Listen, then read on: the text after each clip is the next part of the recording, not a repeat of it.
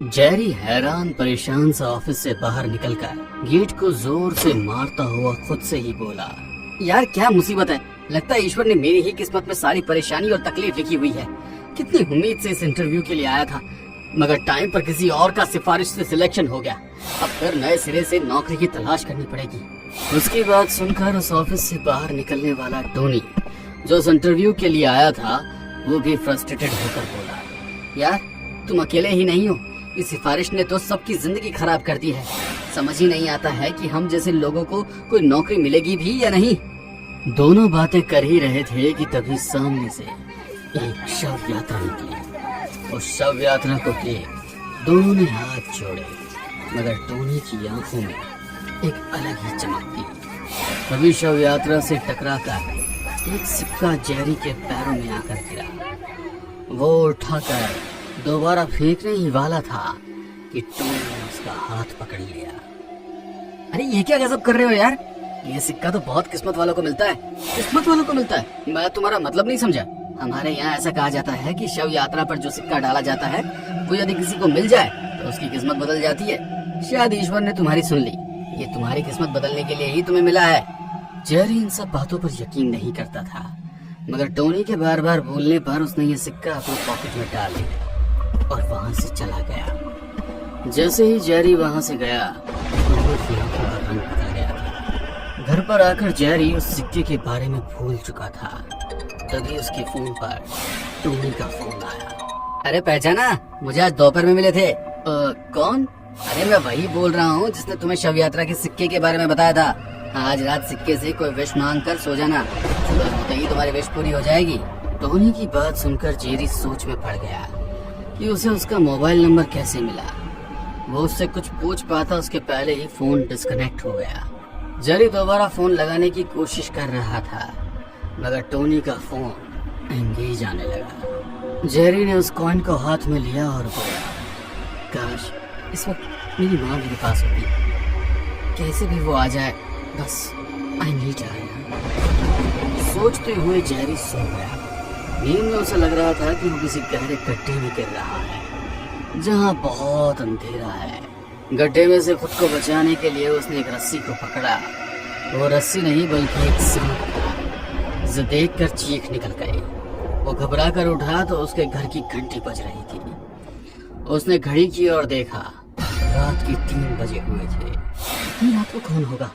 सोचते हुए उसने दरवाजा खोला तो सामने उसकी मॉम खड़ी थी, जिन्हें देख वो हैरान हो गया। मॉम, इतनी रात को आप यहाँ कैसे?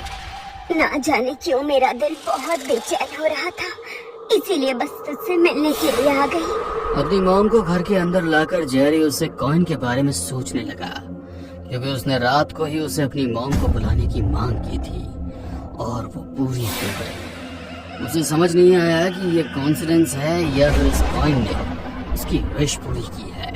जैसे इस कॉइन ने उसकी माँ को उससे मिला दिया, काश कोई नौकरी भी उसे मिल जाती तो सब कुछ बहुत अच्छा हो जाता।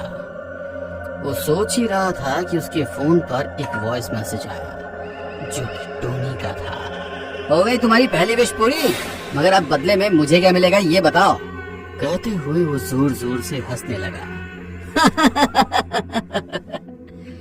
जेरी सोच में पड़ गया कि टोनी को कैसे पता कि उसकी पहली विश क्या थी और उसकी मॉम उसके पास आ चुकी है। वो सोच ही रहा था कि तभी उसके फोन पर एक मैसेज आया, तुम्हारी वो पालतू सुनहरी मछली कैसी रहेगी?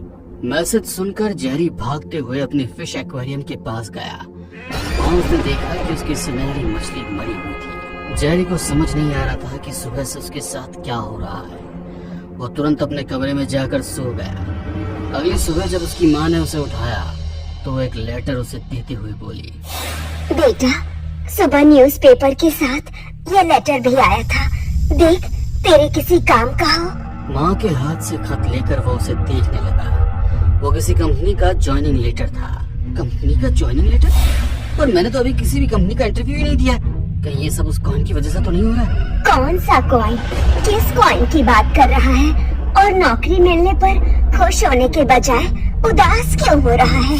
जेरी अपनी माँ को सब कुछ बताना चाह रहा था, अगर उसे समझ नहीं आ रहा था कि शुरुआत कैसे करे।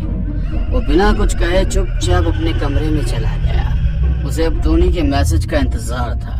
उसका दिल बैठा जा रहा था कि कहीं पिछली बार की तरह इस बार भी उसका कोई मैसेज तो नहीं आएगा।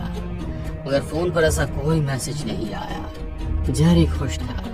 उसे लगा शायद इस बार सच में ही उसके सिक्के के कारण ही उसकी किस्मत बदली है और बिना परेशानी के उसे नौकरी मिली। जेरी के मन में कई सारे सवाल थे जिनका जवाब केवल टोनी ही दे सकता था। बुझे मन से जेरी ने ऑफिस ज्वाइन कर लिया।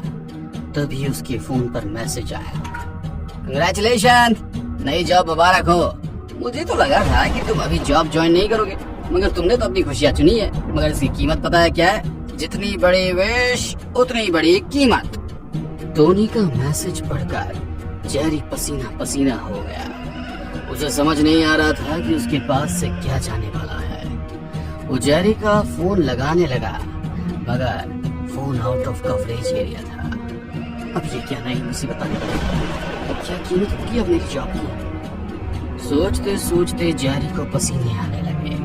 तभी उसे अपनी माँ का ख्याल आया, कहीं माँ को कुछ ना हो गया हो। सोचने से ही जेरी तुरंत ऑफिस से निकलकर अपने घर पहुंच गया। घर पर उसकी माँ बहुत ज्यादा तकलीफ में थी। उनको सांस भी लेते नहीं बन रहा था। माँ, क्या हुआ तुम्हें? वो खाना खाते खाते अचानक से गले में कुछ फंस गया। मगर तू अचानक कैसे? माँ, मुझे कुछ नहीं होगा।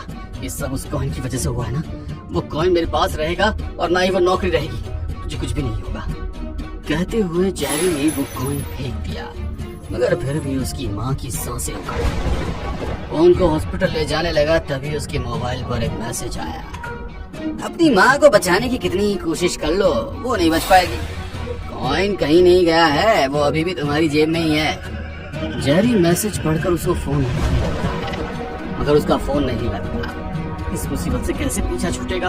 वो सोच ही रहा था कि उसकी माँ ने अंतिम सांस ले ली। जेरी की आंखों में आंसू थे। माँ, मैंने ही तुझे मारा है, मैं ही तेरा हत्यारा हूँ, मुझे माफ कर देना माँ।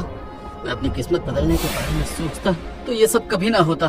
कोई भी किस्मत नहीं बदल सकता है, सब कुछ पहले से ही तय है। यदि ईश्वर की रचित विधान को बदलने की कोशिश की जाती है तो कोई ना कोई मुसीबत अवश्य आती है। मुझे नहीं बदलनी मेरी किस्मत। कहते हुए वो उस कॉइन को फिर से फेंक देता है। अपनी माँ के अंतिम संस्कार के बाद जेरी वो नौकरी छोड़ के काम आ जाता है। अब उसके मन में कोई भी ख्वाहिश बाकी नहीं थी। कब तक तो ऐसे ही जिंदगी बिताएंगे? देख, तेरे साथ के सभी लड़के अपने अपने जीवन में व्यस्त हो गए। सबके अपने परिवार हैं। तुझे नहीं लगता कि तुझे भी अब शादी कर लेनी चाहिए? क्या सच में मुझे शादी कर लेनी चाहिए? हाँ, एक बार शादी हो जाएगी सब कुछ ठीक हो जाएगा।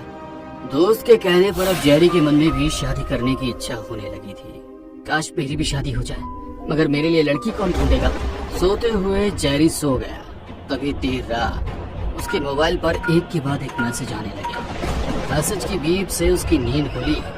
उसने देखा कि सारे मैसेज टोनी के थे और वही सिक्का उसके मोबाइल के पास रखा था। तुम्हारी इतनी इच्छा है तो मैं पूरी कर सकता हूँ ना। जल्दी तुम्हारी शादी हो जाएगी, मगर उसकी कीमत क्या दोगे ये बताओ। वो सिक्का और मैसेज देख जेरी की हालत खराब हो गई। अब उसे समझ नहीं आ रहा था कि वो क्या करे। तुम्हें हर चीज की कीमत चाहिए है ना, तो तुम्हें मिलेगी कीमत और मुझे मिलेगा तुमसे छुटकारा, हमेशा हमेशा के लिए। कहते हुए जेरी ने खुद को खत्म कर दिया। वो सिक्का और मोबाइल अभी भी वहीं रहा था। दूर जेरी की आंखें खून की तरह लाल हो रही थी। ये सिक्का आपकी भी किस्मत बदल सकता है। किसे चाहिए ये सिक्का?